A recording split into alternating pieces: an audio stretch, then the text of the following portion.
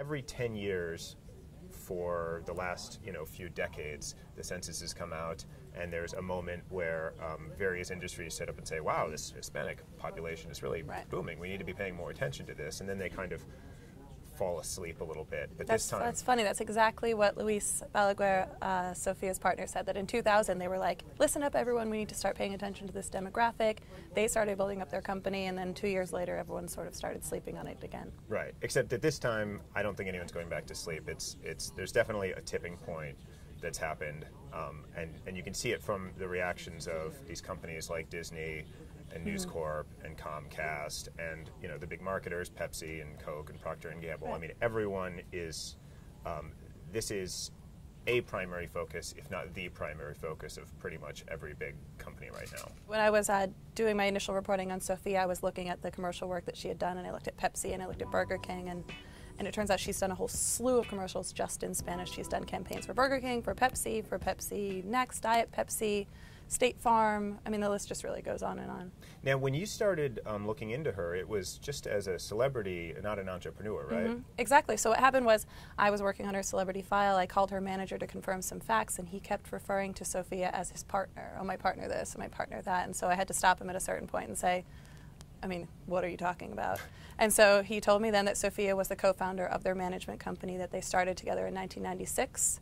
And, we talk about people have been sleeping on this demographic. They've been building their company for the past 17 years, like aggressively going after the Hispanic market and linking them to the U.S. consumer. And she is, I mean, in terms of her own personal market share over the endorsements business, she is, I mean, can you talk about that? I mean, she's made $12 million. So for Celebrity 100, we look at May 2011 to May 2012.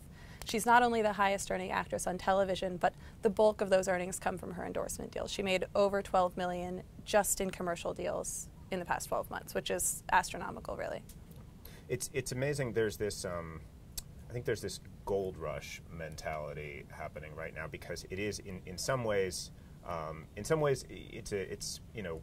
at a tipping point. It's a market that's reaching maturity, but in other ways it's still in its infancy in terms of the growth curve. And I think there's a sense that companies that really ramp up their offerings now can gobble up a huge audience that's just kind of ready for new products. They're ready. I mean, there's also the interesting angle, right, that we're talking about not foreign-born Hispanics. We're talking about U.S.-born Hispanic youths, and they're making up the bulk of the population growth, and that's the sweet spot that all these marketers are trying to hit, which we're seeing Sofia's company sort of trying to leverage in social media and e-commerce space, because those people are online, they're using their mobile devices, and they're just buying. The head of Telemundo said to me, he said, we just love to shop. Yeah, I got the same thing. And it's funny, I mean, there are funny generalizations that to make, but then what I really found so interesting about this story is the way that the quote-unquote Hispanic population, which itself is sort of a misnomer, it resists these generalizations. A lot of my sources spoke about the Hispanic population in these sweeping generalities, and it was about themselves. Absolutely. We love to shop, we want to score the best deal. Very family-oriented, right. Everyone's got the abuela at home who decides what's going to be We're on all TV. Watching TV together in the Spanish language, which is why these telenovelas continue to do well. It's this kind of this first and second generation population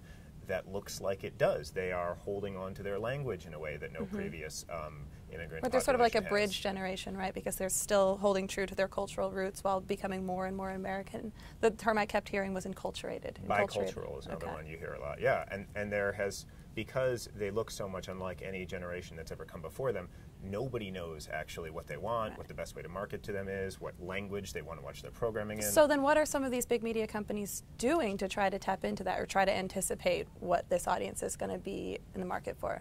The question is kind of, how do you talk to them as a specific audience when a lot of the ways in which they are a discrete specific audience are gradually becoming less sharply defined?